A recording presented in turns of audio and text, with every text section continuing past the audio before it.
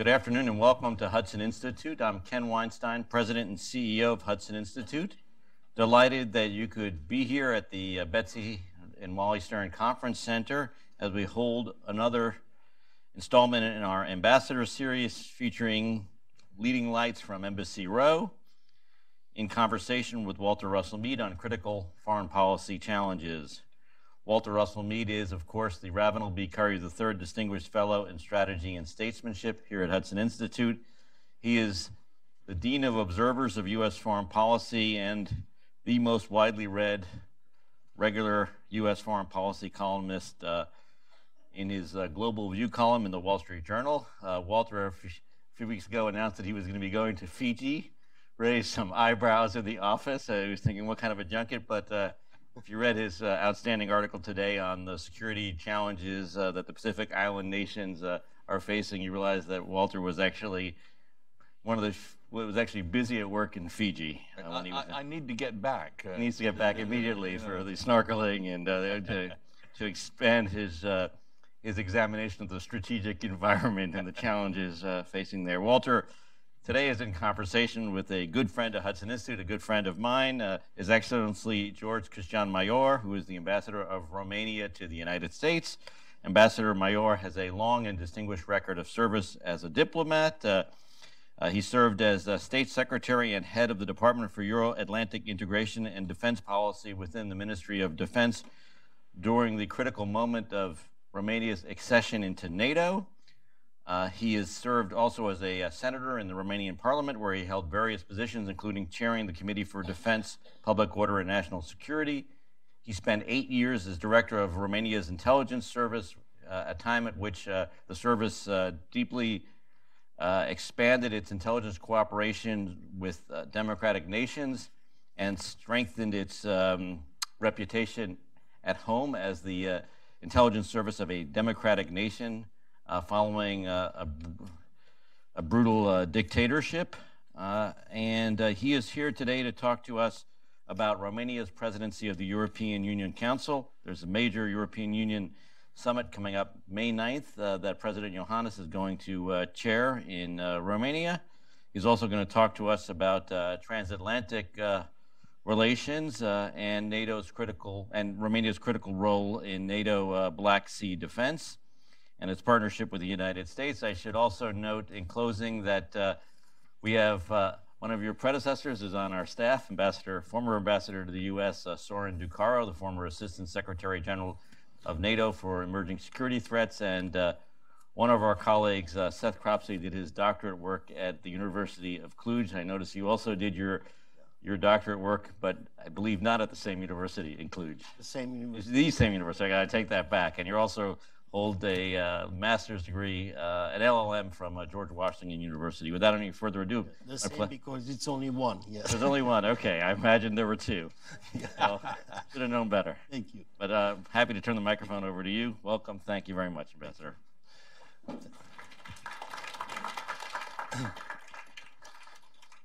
Thank you very much, Ken, dear Mr. Mead, dear ambassadors, members of the diplomatic corps, ladies and gentlemen. Indeed, Romania has taken up for the first time since its accession in 2007 the presidency of the European Union Council under the motto, cohesion, a common European value. It is an honor, of course, and a responsibility that we are committed to fulfill the higher standards. It is safe to say, however, that we have a strong mandate also to strengthen the EU, not only from the EU and its member states, but also from our own population. Romania remains, in fact, one of the most pro-European countries in Europe and the world, of course, with 70% of the Romanians in favor of the European Union.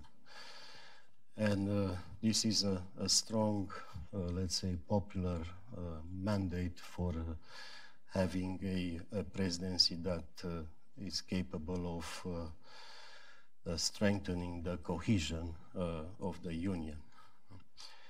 As if to ensure that our first EU presidency is interesting enough, however, and that we will be excited to assume the presidency next time, we have been dealt an eventful 6 months at the helm of the EU, rife with important events or processes inside and outside the EU, such as elections for the European Parliament at the end of May, the Brexit, big issue and problem. Probably we will discuss this for hours and hours. Here only until 1 o'clock. The negotiations for the EU budget for the next 7 years, which is dubbed by connoisseurs of the European Union internal processes the mother of all negotiations in the EU, to name just a few of those challenges. You might ask, what does all this have to do with the United States? For us, the answer is, of course, self-evident. The European and American destinies have always been and need to remain closely intertwined and connected. When the EU is strong, the transatlantic partnership is strong and beneficial for both the European Union and the United States. Again, the Romanian people agree. Not only is pro-EU stance among Romanians at 70%, pro-US sentiments are polling just as high. I will say slightly higher at 75. Yes, and this is ongoing and traditional for the way our population perceives US as our best ally and friend. That is why we have made the transatlantic link the cross-cutting priority of our presidency. We want to change the current, I would say, inaccurate and unfair narrative about the transatlantic partnership that focuses sometimes exclusively on differences of opinion between the European Union and the US on many issues. We aim to highlight and remind everybody that the transatlantic cooperation is based foremost on shared values, not only on common goals or common interests. Transatlantic cooperation is also a daily occurrence at a wide range of levels and on a broad array of issues. It's a cooperation that has an enormously positive track record and still great potential, and that has made a difference for the better to people around the world. For a country like Romania, we celebrate now practically 30 years since the fall of communism. I think our historical experience in a way is even more inclined to support and to project such a concept, such a narrative. Let me point out, we see the relevance of this cooperation, how we see the relevance of this cooperation when it comes to the priorities we have set as presidency of the European Union.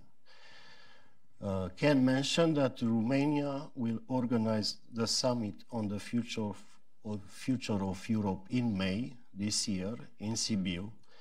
This is a very nice town in Transylvania, multicultural. Romanians, Germans, Hungarians live there for centuries, and I said that just for the symbolistic aspect of the relevance of this interesting location. So we'll organize this summit, which will constitute a strategic discussion on the future of EU in the context, of course, of Brexit and all the challenges I've mentioned. It is our belief that this debate, the transatlantic partnership, should feature as part of the conversation on the future of Europe. Despite the fact, of course, that we consider the UK leaving the EU to be a great loss, including in global strategic terms, the transatlantic partnership should remain just as strong in an European Union without the UK. We will celebrate also 10 years of Eastern Partnership in 2019 with a high-level conference in mid-May and some other sectoral events on youth, energy, transport, etc. We have achieved a lot during these 10 years, association agreements, of course, deep and comprehensive free trade agreements, visa liberalization, and a lot of other measures that have changed the lives of people in these areas for the better. I'm speaking about Ukraine, Moldova, Georgia, countries that really want to get closer to the European Union. We will also launch the reflection on the way forward and how we can see and use this framework to advance relations with our Eastern neighbors. Our desire to make the Eastern Partnership successful is very much in line with the US objectives and the efforts that both the European Union and the US dedicate to making these countries more resilient, more secure, more democratic, and more prosperous than are mutually reinforcing. The Western Balkans is another area where the European Union and the US have not stopped working together since the 1990s. Romania has always been a strong supporter of EU enlargement, and we hope that the Commission's report on the progress of the Western Balkans countries will allow for positive developments in taking the enlargement process of the European Union forward. You see, we speak also about enlargement, extension of the European Union, not only about countries leaving the European Union. We hope to see a positive decision about opening accession negotiations with Albania and now North Macedonia. The future of EU enlargement also depends on youth, which is one of the areas of focus in Western Balkans to keep the new generation committed and involved in the end objective of this process. The Black Sea area also very significant strategically. As you know, for years now, since the war in Georgia in 2008, and more recently, the illegal annexation of Crimea and the conflict in eastern Ukraine, the region has been in turmoil. I cannot underline enough that the Black Sea is a test case for regional and global security and economic architecture, freedom of navigation, principles of international law, promoting economic opportunities, mentioning those vital strategic aspects.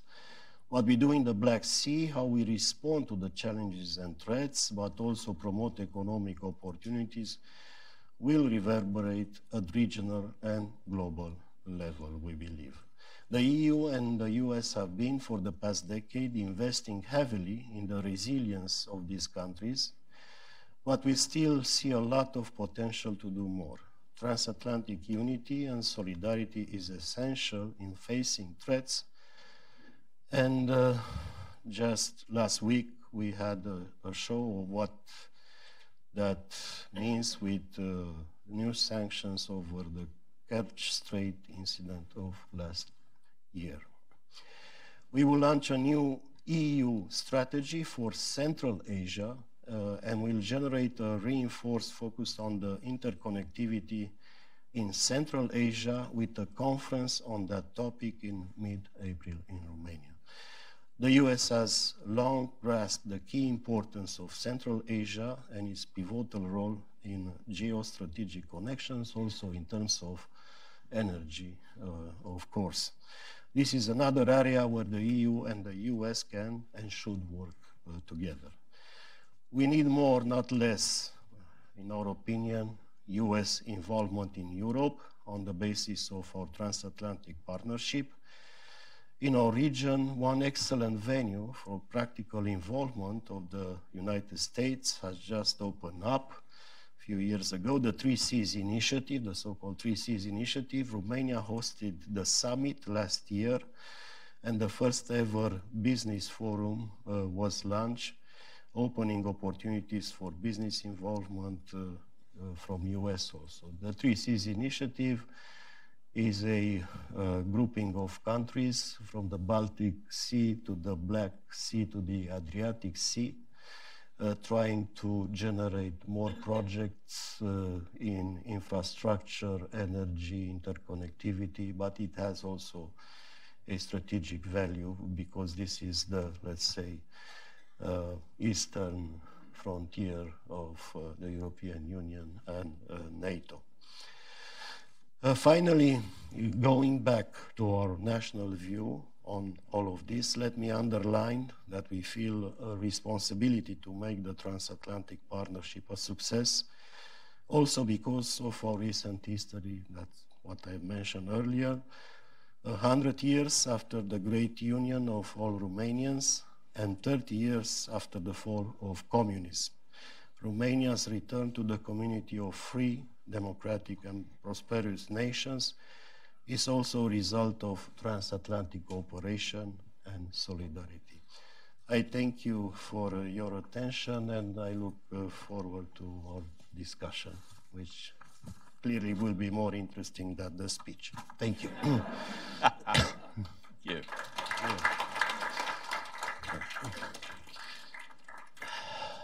Now, thank you, Ambassador Maior. That's actually very helpful and comprehensive. I am now going to reveal a secret about the United States, which is that I think nobody in this country really quite knows what the presidency of the European Council is.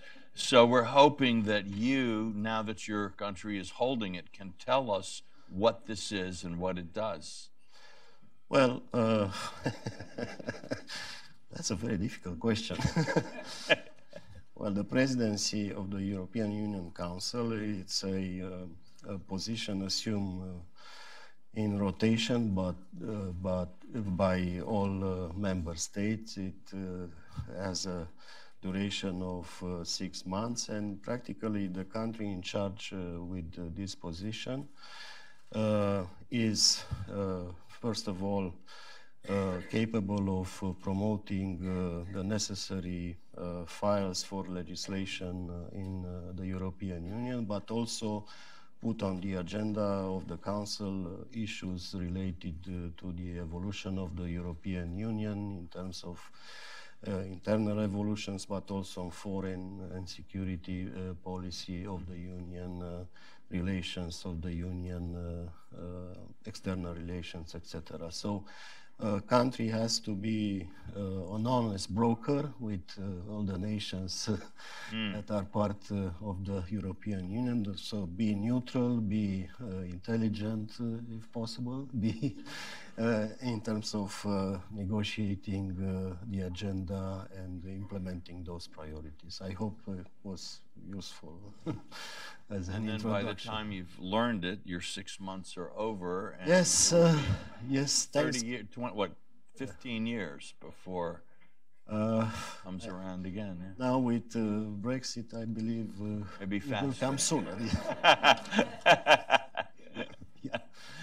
All right, so you've explained the European Union to us, and I should say that for Hudson, it was actually very significant that Romania held the presidency because part of our identity, really, as a think tank, is our belief in American alliances and partnerships, and so it's very fitting that the country holding the presidency should be speaking to us, and we're very grateful to you for coming. Thank you.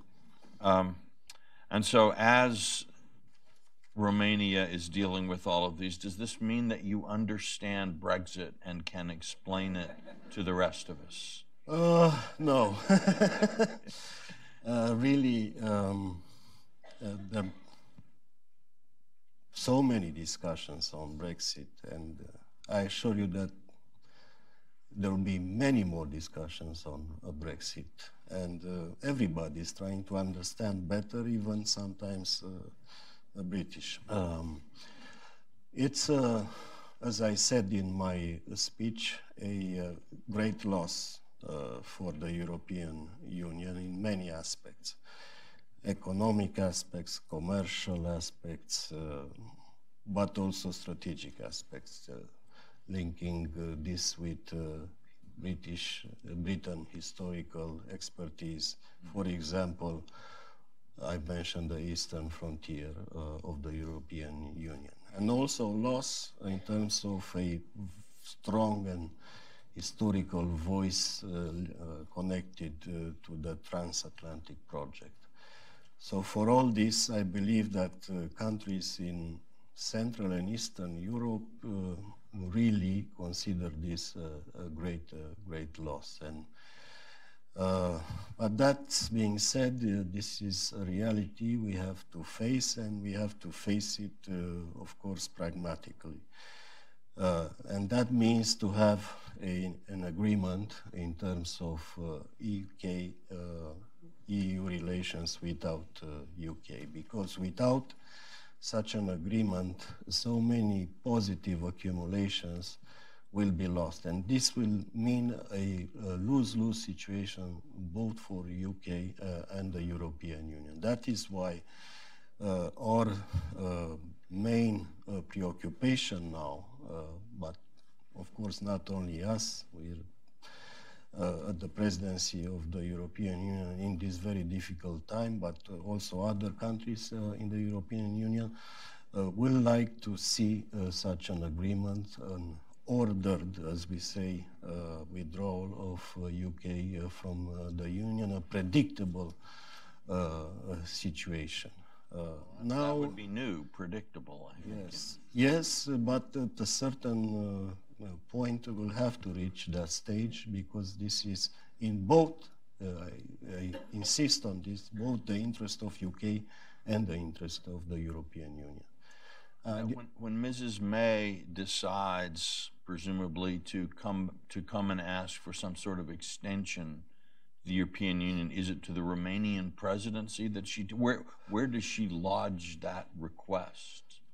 Well, she lodges that request also with the presidency, with all the member states, of course, and this is a very difficult and sensitive question. Everybody speaking about predictability had certain dates in mind, planifications were made, negotiations took place, an agreement was assumed by the European Union, and now we have to deal with this problem. But we will see how the discussion goes on in terms of this request, because again, at the basis of our great interest is to have an agreement, and that will count a lot. And it will be, I understand it has to be a unanimous agreement now among the EU, 27 remaining EU countries. Yes. And is that Romania's job to try to create that consensus? It's also Romania's job, yes. Good luck. Thank you. Thank you. I said we can talk hours and hours about this, about British politics, about such situations. But I think everything resumes to this necessity of having an agreement. All right.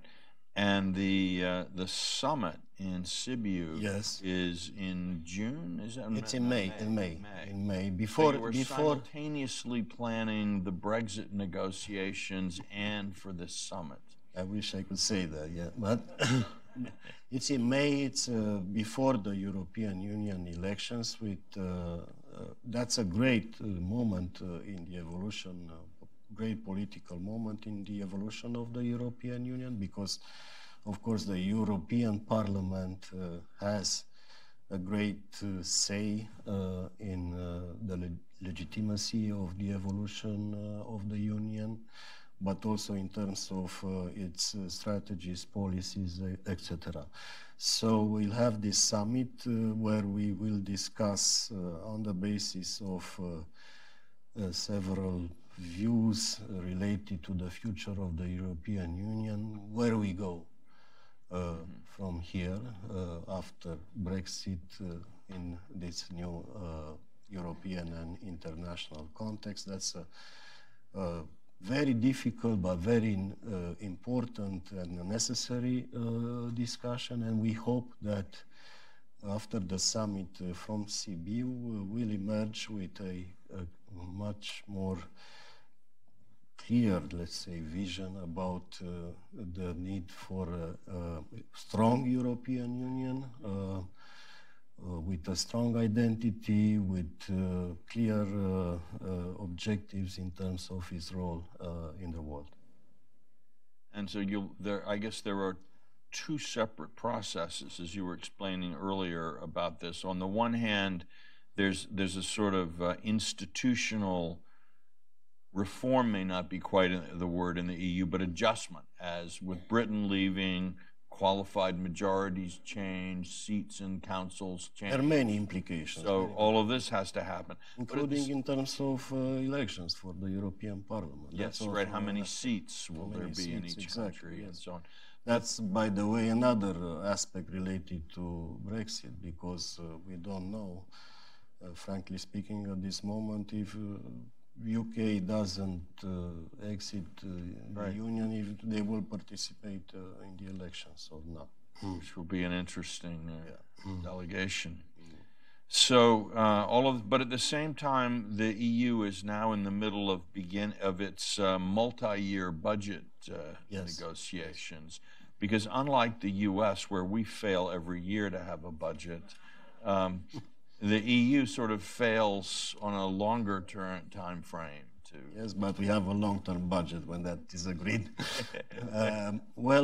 Yes, I mentioned this in my speech. We are doing our best to advance discussions on the future European budget. This is a vital aspect related to the evolution of the Union in terms of funding for member states, for projects in member states, in terms of its entire activity as such. We want to push hard to have at least the basis for the agreement because the budget will be adopted in the next presidency that will be in the responsibility of Finland. I wish them success also. Yes. Right. But as I understand, there'll be a reduction in the budget based on the British leaving, assuming they do in fact leave. And then there's talk of a shift in the budget of resources that had been going more to the east, going more to the south. At least this has been proposed by some. Is this? This second aspect, it's always discussed, even at previous budgets. So each country has, of course, or each grouping of countries has a certain idea or a vision with the budget. For example, it's, I think, a common and a legitimate interest for some countries in, let's say, Central Europe to advance in terms of the discrepancies existing between the western part of Europe and the eastern part of Europe. But that's a political discussion. It's taking place all the time. Negotiations are around all those issues you've mentioned, of course, with implications related to the Brexit also. Yep. Imagine Romania will be pushing for a southeastern focus to this conversation. Well, this is all very helpful. I think, again, for Americans, it's important for us to try to wrap our heads around some of the complexities of EU political and budgetary issues. You have your complexities also. Yeah. We glory in our complexities. And again, I certainly don't want to indicate that here in America everything is fine, but it does, when one looks across the Atlantic from the US, we seem to see a lot of deepening divides in the EU. I mean, forget the Brexit problem, but the North and the South, the East and the West. Some countries seem to be going off on their own. Italy's interest in signing up with China on the Belt and Road Initiative. It's a complicated and changing place. From a Romanian perspective, how does this look? It's a very interesting and difficult question. Of course, historically, the European Union and the European community, before there were sometimes different visions, some different ideas. That's an aspect, a natural aspect of the plurality that defines the Union in terms of membership. But common values, common interests in terms of integration have always been at the core and identity of the European Union. And I believe, that's my personal view, that we will overcome and those differences. I won't say divisions. And that's why I mentioned also in my speech the need to have also a more positive narrative in terms of not only transatlantic relationship, but in terms of our common project that is European Union for the member states, for Europe, whole, united and free as it is defined. So this is, let's say, ontological in terms of the Union. And I strongly believe in this. And I believe also that countries from Central and Eastern Europe, with all their differences and different historical experiences, believe in this more than people can think, because of their tragic and traumatic experience before 1989 with communism, with another type of forced integration in a system that was not natural to us. It is, I think it's important to try to remind us of this past, because certainly when I go to Germany these days and ask many of the people I speak with, what are the ways in which Germany is like America's Trump, or the America of Donald Trump, or shares values with the America of Donald Trump? I don't get a long list of values that people say they share in common, or perceptions. And so there is a sense, I think, among some that the U.S. and Europe are growing apart on these questions of values. How would you respond to that as someone from the eastern part of Europe? I think there are, from time to time, discussions, different perceptions, different ideas, because we face so many challenges on the global scale. So, and of course, we view some things, it's natural to have this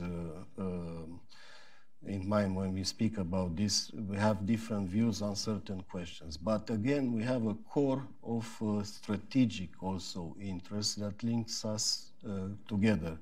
And we should learn from, again, from history at this point, because there were discussions also before World War II about different views, and different views were really applied for a period. And unfortunately, that great catastrophe for the entire mankind. I believe that the relationship between the European Union and US is the most important relationship and framework in terms of an area of security, of peace and stability that is present now in the actual world order. And we should preserve this because it's in our common interest. We can have, again, different ideas about trade, different ideas about certain perceptions of threat with respect to some international situations, but this doesn't mean that we have a fault line or a division that is so deep that it's hard to overcome. A lot of it seems to boil down to the question of the place of nationalism, or the relationship of nationalism and democracy. Because if you talk to many people in the American State Department these days, or the Trump administration, there's a desire to put nationalism at sort of the center of American policy, and for many people in Europe, looking at European history, that's a very uncomfortable perspective. How would you square that circle or respond to that kind of difference in perception? Well, it's again a very, very difficult question, and looking at the clock, I've used time. Yes. Yes, well, there are many definitions of nationalism, and I believe that there is also a concept named positive nationalism that have created democratic nations on the basis of this principle. And this principle really was applied, for example, again, I get back to our experiences in Central and Eastern Europe back in 1919, created nation states on a democratic basis in this area. Of course, there is a definition that connotes strong negative aspect in terms of ideology, especially that takes us to very tragic moments in our history. I mentioned World War II. Of course, nationalism in both aspects, it's a very difficult concept to comprehend, however. But in terms of the evolutions of countries, it's natural also to assume that countries have national interests, that countries sometimes pursue those interests in competition with other countries. The idea is that the European Union is constructed as more than an organization. I hate this term that is used sometimes here improperly. It's more than that. It's created on a foundation that puts those common national interests to a common project in terms of many aspects related to economics, security, etc. It's a period in a political evolution of societies in terms of politics, but we are democracies, and I'm optimistic in terms of the response of populations to those more extreme appeals to nationalism. I will be more concerned about populism, for example, as a political concept that is let's say, put into political practice in some parts. Well, let's talk about a place where nationalism and populism are going together in some ways, Turkey, where Turkey, up until recently, one would have said was both a pillar of NATO and of moving toward integration into Europe.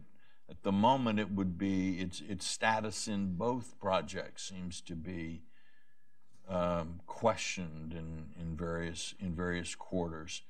Romania has a history of very good relations with Turkey, and Turkey is an important part of Romania's economic and security set of relationships. So, from your perspective, how do you assess what's happening there and what may happen there? Again, very difficult question. Yes, we have a special strategic relationship with Turkey historically. We spoke less about NATO in our discussion now, but let's remind ourselves that from NATO's point of view, from a security point of view and a collective security point of view, Turkey's presence on the southern flank of NATO is vital for the alliance. That is why our vision in Romania is to have Turkey involved in NATO as a very, very critical partner.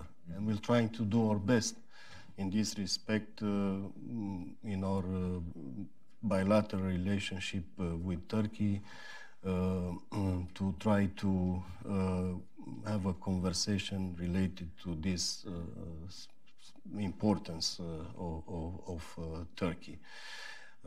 In fact, even in terms of the European Union, and I have here the agenda that we put forward in terms of our presidency, we will have after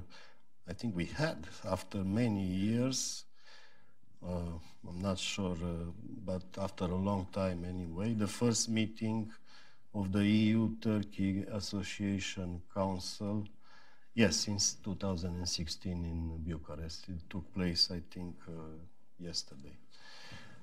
That's also relevant in terms of also having a communication between the European Union and Turkey on the basis of also this common interest in terms of security, at least. Also, Turkey is a big player, I would say, at the Black Sea, and there I mentioned some negative developments recently, even for many years right now. I mentioned also the Georgia war from 2008. Yeah. And Turkey is a critical NATO partner at the Black Sea, which is now a very complicated region in terms of security, and because of events in Crimea. Just yesterday, it was announced that in Crimea, there were deployed strategic bombers. Crimea is less than 150 miles from the shores of a NATO country, Romania. Say also Bulgaria, but longer, 175 miles. So that's why we need this relationship with Turkey, and we want to see a stable and predictable ally in this country. Not to speak about its role in the Middle East, Syria, etc. Yeah. Yeah. Well, lots to think about from a Romanian point of view with NATO, the EU, and so many things. I guess the good news for Romania is that you seem to have discovered an awful lot of natural gas. Yes, thanks to new technologies and American companies. And in the Black Sea, yes, there are serious reserves of natural gas. We expect that this will create alternatives to certain sources that are the monopoly of a big neighbor on the eastern frontier. But of course, this exploitation has to start. Pipelines have to be constructed on the medium and the long term. This looks well for our national energy security and for the energy security of Europe, which is also an important aspect of the Union, the creation of the European Union energy. Now, forgive my ignorance here, but I know that in Texas, a lot of the new production for the U.S. has been as they've applied new techniques to old oil fields. They're able to recover a lot more. And Romania has had some large oil fields in the past.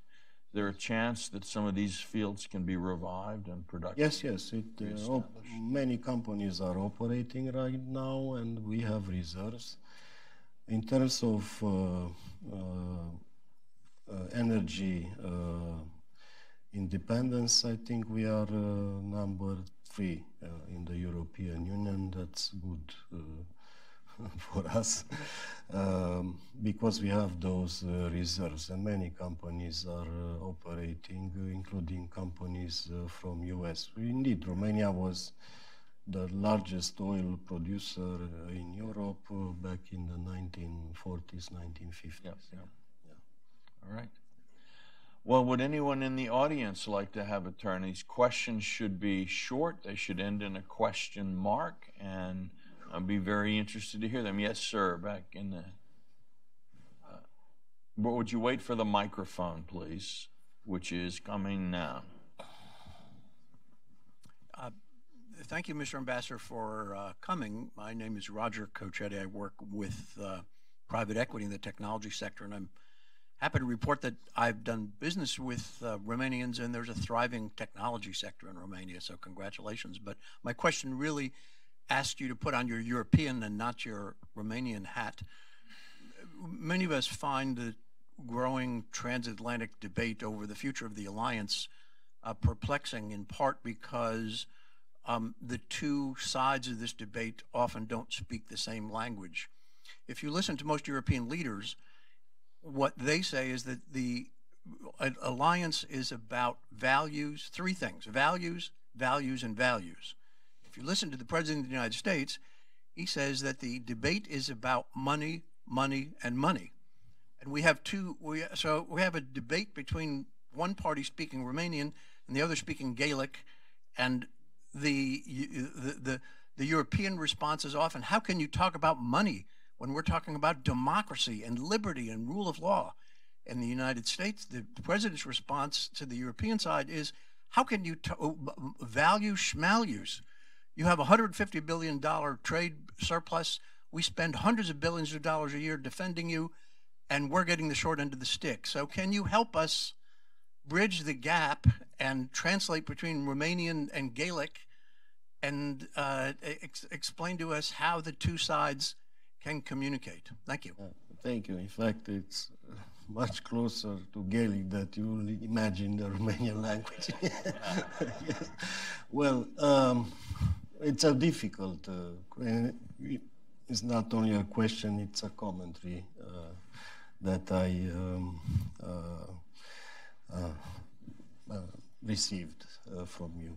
But let's say that during the visit of our president in US, meeting your President Trump, it was clearly reaffirmed by President Trump the value of the transatlantic commitment and Article 5 during a common press conference in the Rose Garden. And that was very strong in terms of message and narratives. And despite those discussions, again, perceptions, etc., I think that NATO is functioning well in terms of our cooperation for collective defense.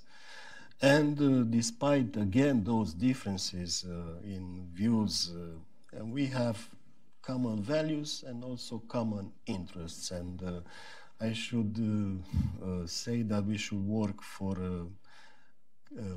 creating more harmony than more divergence. I'm a diplomat, sorry. Yes, sir. Can we bring a microphone over here? I'm Namo Abdullah, journalist with Rudao Media Network. So I have a question about Turkey.